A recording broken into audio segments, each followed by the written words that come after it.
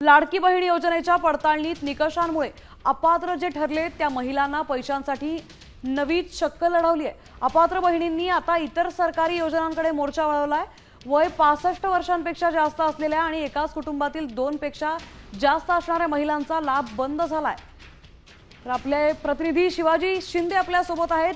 शिवाजी, आता लाडक्या बहिणींनी वेगळीच शक्कल लढवली आहे, वेगळ्या योजनांकडे त्यांनी धाव घेतली आहे। श्रद्धा, नक्की जवळपास 81 लाख महिला अपात्र झालेल्या आहेत। त्याच्यामध्ये जवळपास 65 वर्षावरील ज्या ज्येष्ठ लाडक्या बहिणी आहेत त्यांनी आपला सगळा मोर्चा आता इतर सरकारी योजनांकडे वळवलेला आहे। जसं की संजय गांधी निराधार योजना आहे, त्याच्यासाठी अर्ज करतायत।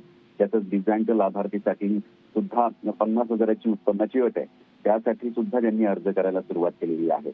या सगळ्या योजनांमध्ये सुद्धा जवळपास 1,500ची रक्कम मिळते महिन्याला। यासाठी त्यांना लाडकी योजनेत अपात्र झाल्याचे एनओसी घेत आहेत।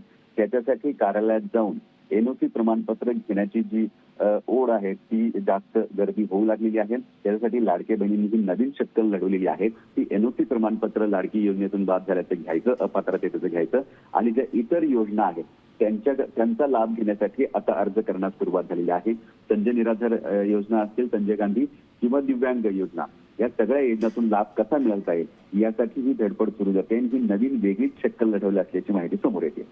नक्की शिवाजी, धन्यवाद आपण दिलेल्या सविस्तर माहितीबद्दल। तर लाडक्या बहिणींना आता लाभ सोडवत नाहीये, त्यांनी इतर योजनांकडे धाव घेण्यास सुरुवात केली आहे। तिथेही अर्ज भरायला सुरुवात केली आहे। जवळपास 81 लाख महिला लाडक्या बहिणी म्हणून अपात्र ठरल्या होत्या, त्यानंतर त्यांनी नवीन योजनांकडे धाव घेतली आहे।